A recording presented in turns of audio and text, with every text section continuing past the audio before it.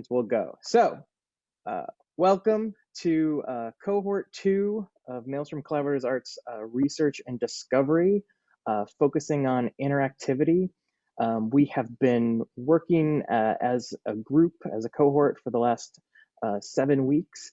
And tonight we're going to be talking about what we have been thinking about, what we've been questioning in this look at interactivity, and especially how interactive performance and interactive art can work online. So we'll start by just doing a quick round of introductions. I'll call people out in 1-2 couplets so we can just move through it. My name is Jeremy Paul, he, him. I'm the Executive Artistic Director of Maelstrom Collaborative Arts, and I've mostly worked in theater, devise theater, ensemble theater, but with some interactive elements sort of creeping in over the past couple of years. Let's see, next we'll jump to Cassie and Marissa. Cool, hi, I'm Cassie, she, her, they, them, and then I've been doing performances with Maelstrom, but I also perform in drag, and I don't know what else to include necessarily, but I am into all sorts of interactive multimedia since college, but the software has changed a lot and my interests have changed a lot, so I'm really excited to be a part of the cohort, or the group and everybody here, so yeah. Hi, my name is Marissa Thomas, she, her, and I'm a dance artist, a performer, and a choreographer. And I also am exploring ways to involve intermedia within my performances. Next, we'll jump to Michelle and Naomi. Hi, I'm Michelle Droll. I'm a visual artist, mostly working in drawing, painting, and sculpture. But the last couple of years, I've gotten interested in computer animation.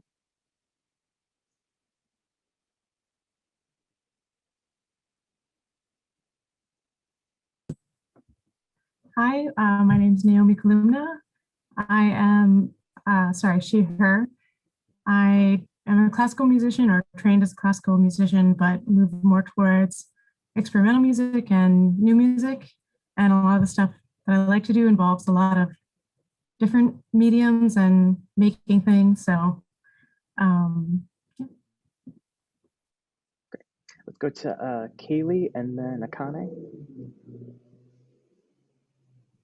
Hey there, I'm Kaylee Salzano. Pronouns are they, them. I'm a performance artist and sculptor, and themes of my work usually revolve around comfort and hospitality, dependence, and softness. Cool. Hi, my name is Akane. I use they, them. I'm a contemporary dance artist. I love cross-media collaboration. I always find it really nourishing and really just super educational. So I love Maelstrom, and I'm very happy to be a part of this program. Great. Go to Meredith and then Stuart. Hello, my name is Meredith L. King. My pronouns are she, her. I'm a cadre member at Maelstrom Collaborative Arts, and I'm a words and sounds artist, which largely looks like playwriting, songwriting, and random music making. Yeah, so that's me. Hi everyone, I'm Stuart Blackwood. I'm a composer, sound designer, and creative coder. I work in anywhere from theater, where I started out, to right now, due to pandemic land, app development, and as well as haunted houses and theme park stuff. Yeah, that's me. Great, we'll go to Eric and then Hamed. Hi, I'm Eric, he, him. I'm a composer, performer, sound designer. I've done some interactive theater with Jeremy back in the pre-MCA days. Hi, I'm Hamid Rahmani. Here they. I've been doing art more recently, so I've got more of a background as a scientist, but now I'm creative coding mostly, and I would to use Meredith's words, I guess more of a word visual person, story like in different ways. And then rounding it out, we'll have Michael and then Kevin. My name is Michael Brozman, he, him.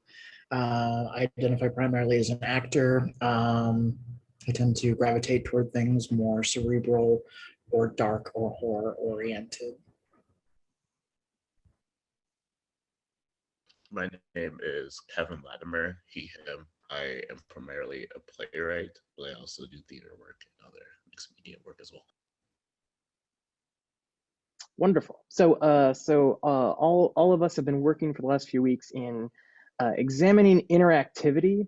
This is a part of our overall project with this series to look at performance and then how performance can make the jump, or what aspects of performance make the jump to remote delivery, whether that's through online, through some sort of Zoom performance, or one of the other techniques we've had to avail ourselves of during this last year of pandemic isolation. So to begin with, as we were looking at interactivity, we began with this very smooth transition to keynotes. Begin looking at, like, how does interaction function in real life? Sort of what are some of the ways in which that is a part of other forms of media as well as performance? Also looking at ways to add interactivity to online art, or how that's been done in the past, or especially how that's been done during the pandemic, and to try to find some interesting examples of that that are already existing in the world, as well as looking at what opportunities do online interactive options create for performance, or for some form of interactive art experience. And then a brief look at some of the types of technologies and specific usages of those technologies. Although I think we spent more time talking about sort of homemade type of options through various types of coding. So that was sort of the beginning of all this. One of the assumptions we made at the beginning, or at least one of the assumptions I made at the beginning, and we went with, was that there are a series of levels of interaction, not just in terms of performance, but in terms of all forms of media. The first level is sort of what we typically think of as non-interactive media, anything where it is somehow consumed by a spectator. This is sort of level one, and the interactivity is in analyzing the work when you read a book or listen to a piece of music, but also highlighting that there are other aspects to this, such as commentary is another way of interacting with the work once it has been put out into the world. And then, and then also sort of the ways in which you can control that, whether that's through sequencing through an album, or the rate at which you turn a page. There is still a way to sort of adjust your perception of a piece of art that is not necessarily interactive. Moving forward, we have what we call traditional performing arts, elements where there is often a stage and then an audience, and the work is broadcast to that audience, but that there is still an element where the audience's presence can inform the work that is happening on stage, this sort of intangible feedback loop that can happen between performer and audience member. Sort of amplifying that a little bit, there are shows in which live commentary is an integral part of the experience, whether that's shouting at a concert or singing along with a song. Especially comedies, the laughter of the audience, whether that's in theater or at the movies, changes the overall experience. And sports is sort of like the example of this, something where the crowd response to a game is as much a part of the experience as the game that is being played on the field. Going even further, we have something where the audience can prompt the work that is created. That can sometimes take form of improv, or calling out for the song that you want to hear at a concert, something like that, but something where the audience is meant to add some choice mechanism to the performance and can affect the structure or the order of the work that is being created. And if you take that even further, you get to this level of manipulation. Video games is a really great example of this, but there are other forms of art that is more interactive drama or any type of interactive theater, interactive fiction, and that there are also various ways in which people can really shift and shape the work that they're looking at in some way. And you can see the audience is getting a little blue as the more interactive a work becomes, the more the audience is starting to become a co-author in the work. They're somehow becoming a collaborator with the artist. All the way up to the final level, which is sort of collaboration. This is para-theater, any type of rule-based system, something where the line between artist and audience member is completely blurred. These are actually becoming a little more prevalent online, but that this is basically an idea of a playing field is created for the audience to enter, and once they are there, they are the ones that are creating the work themselves through some sort of preparation. So we were looking at all these different levels, sort of how they exist in the world, and then looking at how does that affect dislocated media, which could be virtual, could be online, it could be all these things that we expect, but also dislocated, meaning there's some remove between the artist in space and the audience in space. So that could also take other, maybe lower tech versions as well. Stop that. So tonight we're going to just talk about a couple of questions that sort of came through all of this work, or sort of are reflecting on discoveries we made during this work. And we'll just jump right into that there. First question for our illustrious cohort of artists here is, what do you think are the opportunities or areas of interest to explore in using interactivity in virtual art or dislocated art?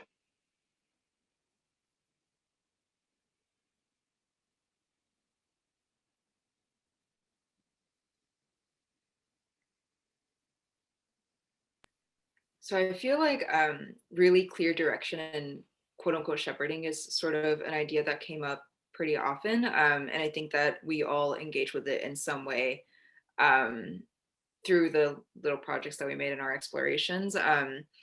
But you know, how specific should you get when prompting an audience? What things are most important to communicate, especially over a medium that's not necessarily in person? What assumptions are we making about like what the audience is expecting or how they think they should carry themselves?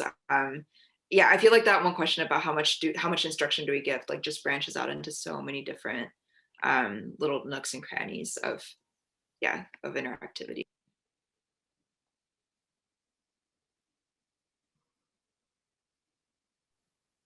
I would also like to add that a huge opportunity that virtual art has is the ability to reach a bunch of people who you may not already reach in your normal audience space. So reaching people from all over the world, making it more accessible to people who don't want to be in theaters, especially at a time like this where there's capacities for theaters, people don't feel safe going back to theaters. And also it allows art to be put in a virtual realm, and it doesn't have to be enjoyed all at the same time. It can be split up into many different times you can view the art or participate in the art. And also, you know, it can be enjoyed on the audience's own time.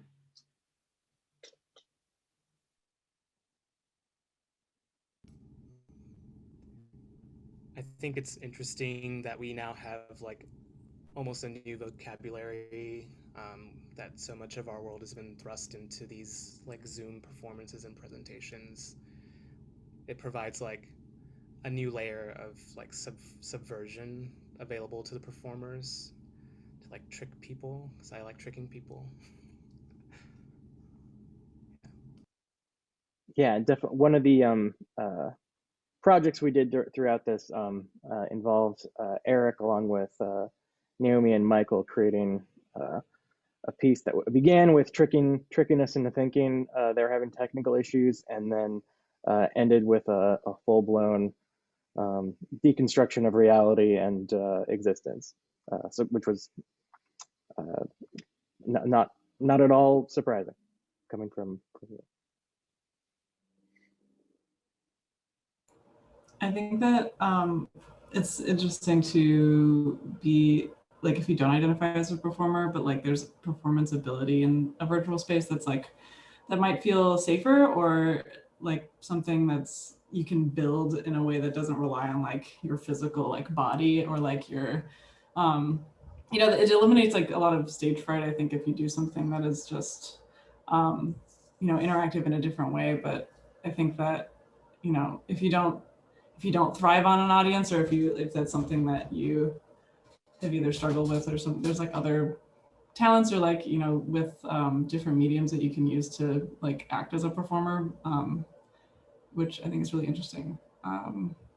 But as a performer, I still miss the good old fashioned stuff, but I think there's just a different excess of like abilities that you can use and still like thrive as a performer that isn't necessarily reliant on like the stage audience relationship. I've been liking it as well.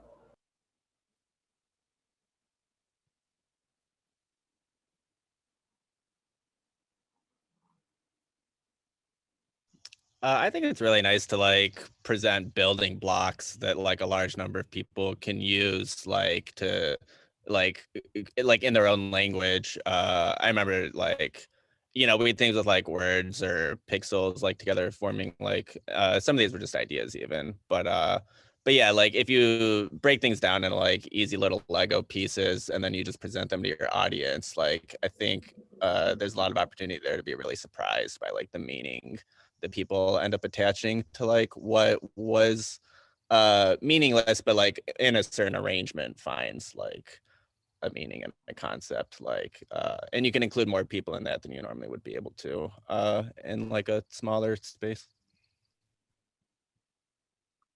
Yeah, definitely like the interpretive elements that can come through increasing interactivity in a work as there are more and more participants, more and more authors is really, I think, a really compelling part of why to integrate that into a work is opening up those levels of interpretation. We'll jump to another question here, which is, what are some of the, and actually this is directly flowing from that observation. What are the potential challenges in adding interactivity in virtual art? And I think in parentheses, in addition to the challenges that are inherent in adding it to any form of art or experience. I think one challenge. Oh, sorry. Go ahead. Okay. So drawing together 2 points that both Akane and Eric made about, 1, shepherding your audience, and 2, subverting the platform or the software that you're using. Sometimes tech is intimidating. We don't want to screw up. Like, we're used to this very prescribed method of using these softwares in a professional sense, especially, or even a more casual, like one-to-one friendly dialogue. But to then build on that and say, here is your experience, and to either assume that the audience knows how to interact with your performance or your artwork, knows how to use the technology to get there, but is also comfortable and kind of like loosened up enough to break the software, break the platform that they're used to. Yeah, that's 100% what I was going to say. And I think I would just add to that the challenge of ensuring that your tech is still accessible to people, that it's not only accessible to like a wide variety of audiences, so that you're not dismissing the value of virtual art having greater accessibility by having something that is super high tech, but that it's low enough tech that it can still reach a lot of people. But also that like artists who are creating, who want to create interactive work in a time in which in-person work is not really happening, can still also access like interactivity and create interactive work as well with like low-tech tools.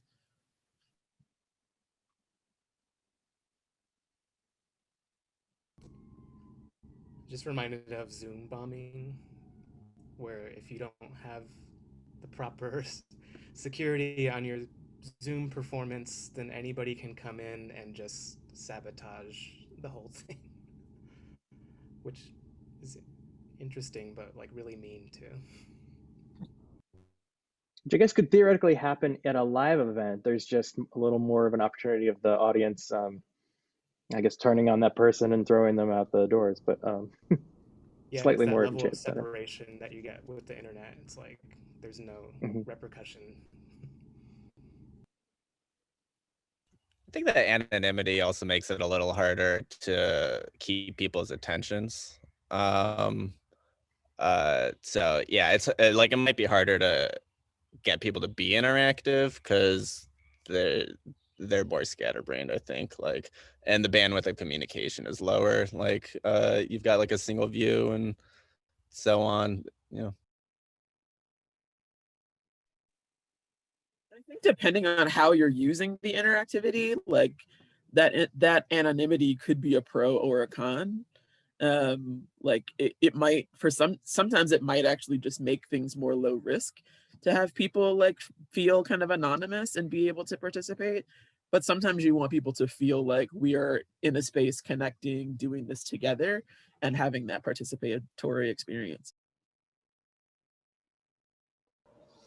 I guess I'm thinking about like the ways that you could either be at the same place at the same time with people or not, and it depends on, you know, what kind of, you know, thing you're going for. But yeah, like if we're doing an interactive piece that's sort of supposed to like recreate people in a room versus like just kind of breaking completely out and, you know, having something that like maybe over the course of like several years like is something that continues to build, and it's not necessarily you have to be present for. But then yeah, like if I started this process kind of like reading a Miranda July book, and her piece that I can't remember the name of, but everyone is kind of like following these instructions and sending in these photos, you know, based on her instructions. And it's not really an active project anymore, but people still like do it just to do it.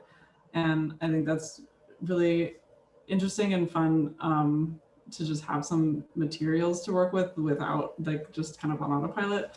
But it goes very like opposite to like the idea of a performer and like bringing a group of people together in one space to experience something together.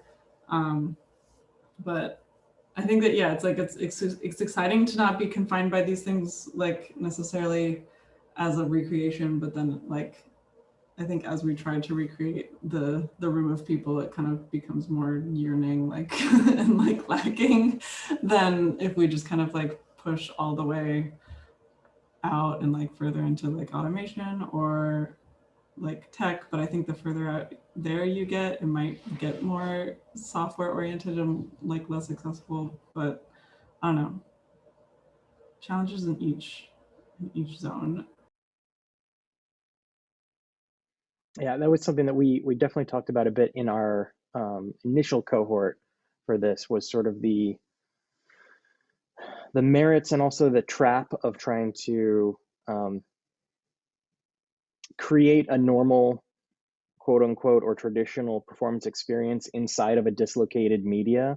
You know, so I think a lot of us saw this throughout the course of the last year as performance were going online, but it was sort of trying to still exist inside of a theater, still exist on top of a stage, and that a lot of the more successful experiences that we saw were ones that were really trying to embrace the form of what you had. And I think with interactivity, that's such a crucial point, is to really embrace the ways in which that you were interacting or finding interaction, provided you've been really clear about how that interaction is meant to function, and the audience members are really clear about what is their role inside of the work. And I think like new mediums, like in general, always try to copy existing medium before they find their own way. Like Meredith is saying, of like leaning into the strengths of like, if I choose this, now that we have more options, like it should be for a reason.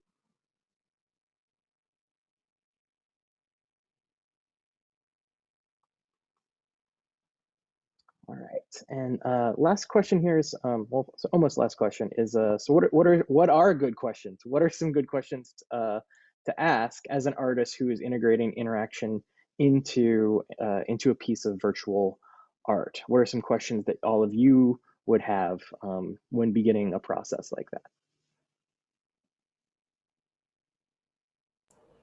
I immediately think about consent, just because no matter what, it's really interesting the way, I mean, like you might hear like, oh yeah, consent, of course, but like it looks different like for each and everything that you're doing, and it is like, you know, sometimes at odds with like an idea of how much you want to leave up to like the audience to discover, or like kind of come to their own conclusion about, or like, I mean, it goes in hand with how much instruction you're going to give them, but like the consent aspect, you know, especially if you're introducing it like, and you're not like, you know, familiar with necessarily interaction, like what that looks like, and how can you do it in a way that doesn't necessarily like, you know, compromise your vision or whatever, but like also like makes it really comfortable to like have people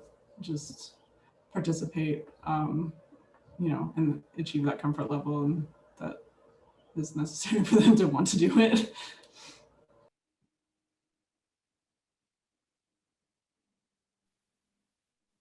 I think questions on instructions, on are my instructions clear enough for the participants?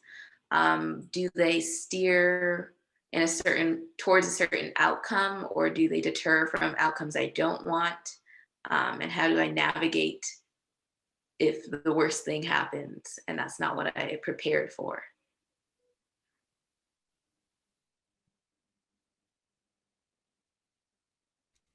I always start from a place of asking what the point is of the interactivity, making sure it's adding something, making sure that it's like it brings value to the performance and isn't gimmicky. I think that's the starter question, at least.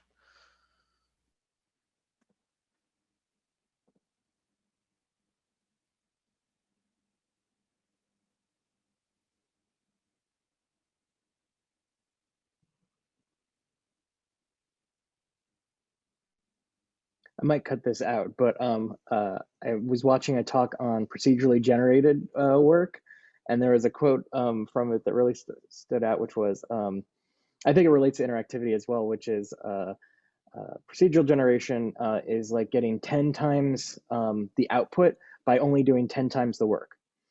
And I think interactivity is a similar case where there can be like a lot of interesting variations, but but you need to be able to make sure you have accounted for all those variations, that there's still like that kind of like exponential growth that can happen as soon as that kind of freedom is introduced to it. It's very funny. I don't know if I've had that experience with procedurally generated stuff, but I do think it's more like you have to grow a thing. Like you're not picking every piece of it. You have to grow it like a plant. Like it kind of like will surprise you, and then you keep like, oh, I like this plant. Like I could graft that onto something else.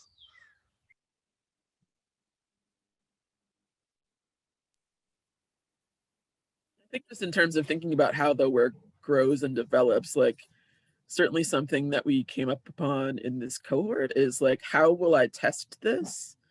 And like, what are the things, what are the things that I need to do to make sure that this works in different incarnations, so that I can get this to the place that I want and it actually does serve like what's, as Stuart said, the ultimate goal.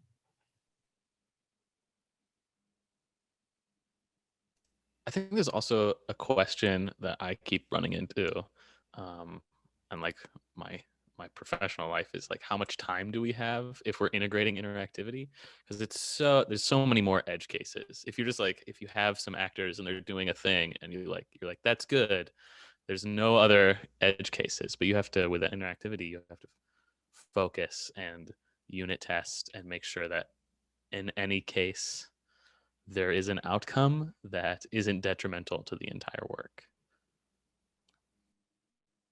Or a certain level of trust, I think, as well, to like try to trust your audience to not push it into the weirdest edge case they can think of. Or have some performers that are able to catch an audience that is trying to push you towards an edge case and can sort of pull them back a little bit.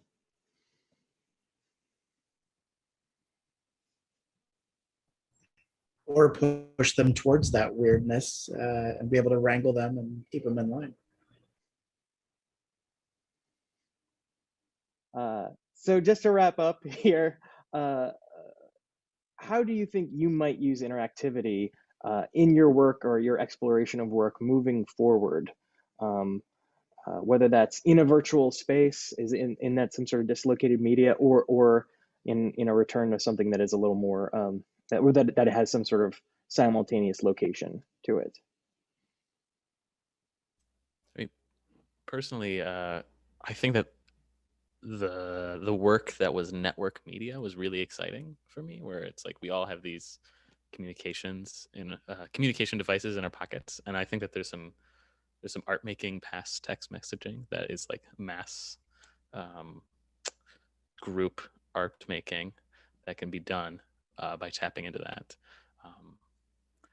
I think is underutilized in the form of theater and these kinds of like small art gallery-esque art pieces that I think is really, really exciting.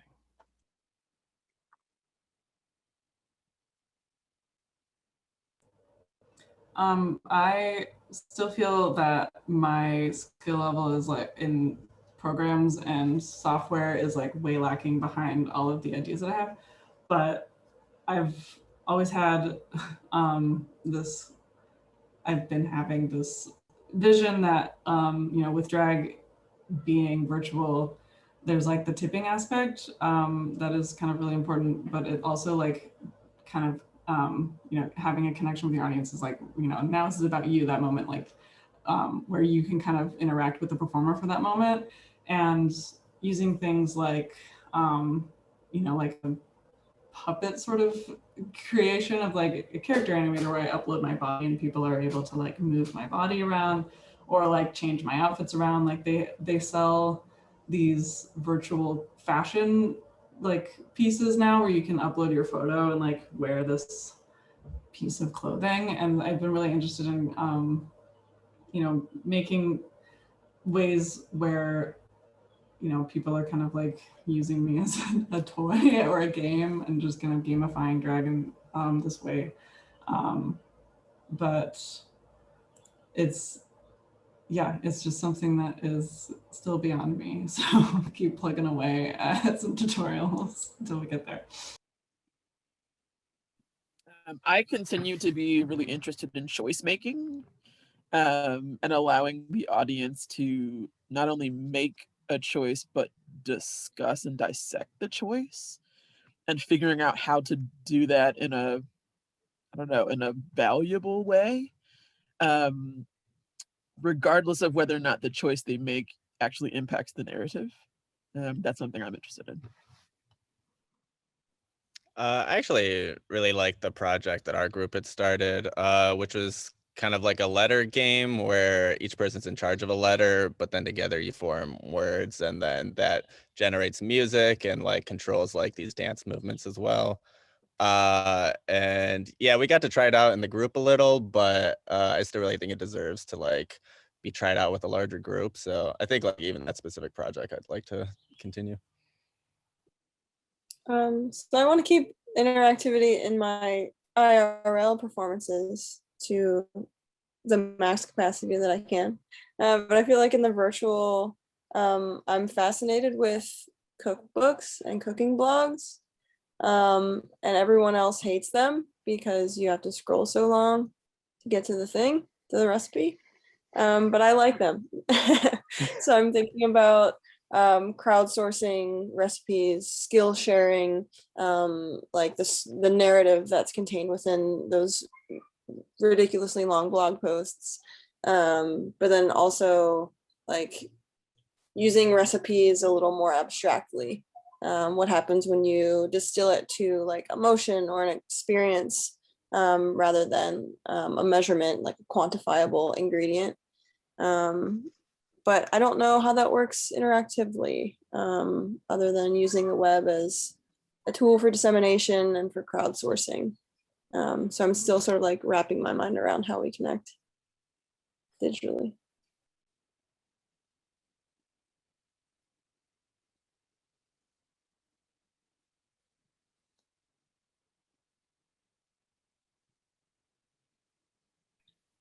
I'm kind of interested in methods that we can use to empower audience members to actually participate. Because I feel like, I mean, this ties into themes of accessibility, and it ties a little bit into what Meredith was saying earlier about like choice making and yeah, just like how to empower audience members to get over that like wall of resistance when it comes to a lot of interactivity, I think, especially in person. And then also thinking about using that as a bridge to like help make different mediums more accessible, whether it's performance art or dance or coding or whatever. Yeah, just how do we like create tools and methods and frameworks for empowerment, for engagement.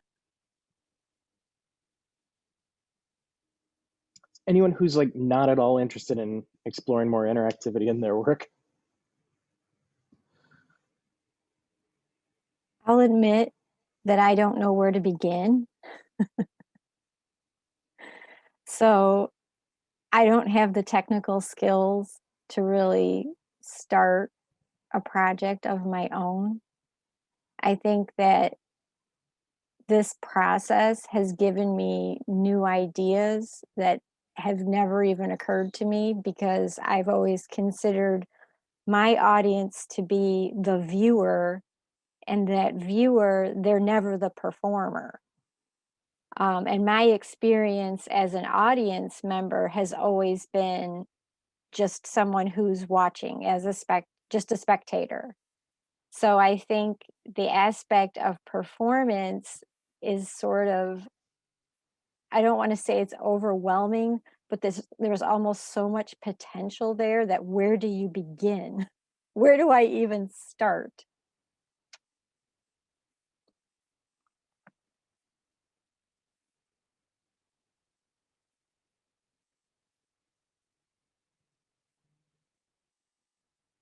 Yeah, and I think that harkens back to Stuart's point as well, which is why are you involving interactivity in your work in the first place, and making sure that you're starting with a question that you're exploring in your work, and then interactivity can be a possible conduit for that question.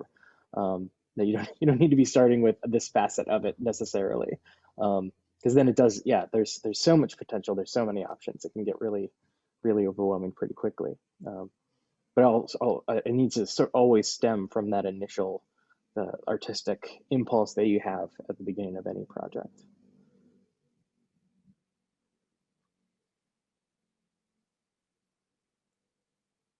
Anyone else?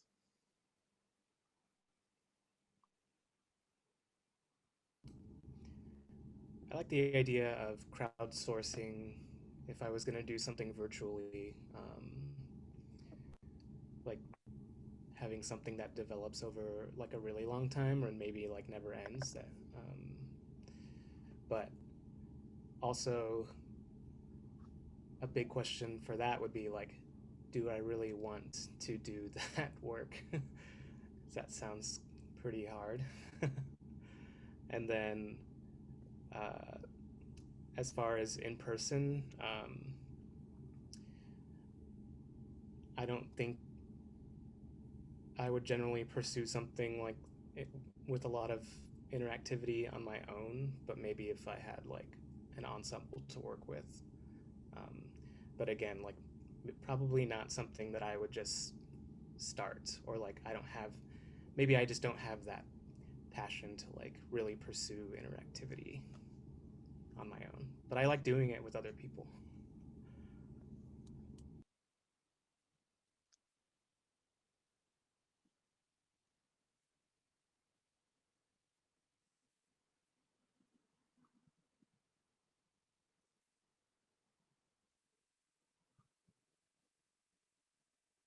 All right. Well, we'll leave it there with wanting to be interactive with other people, which is certainly true of art as well as life right now, as the world continues to change and we move into summer. I want to extend my heartfelt thanks to all of you, all the artists that are here, for being a part of this project.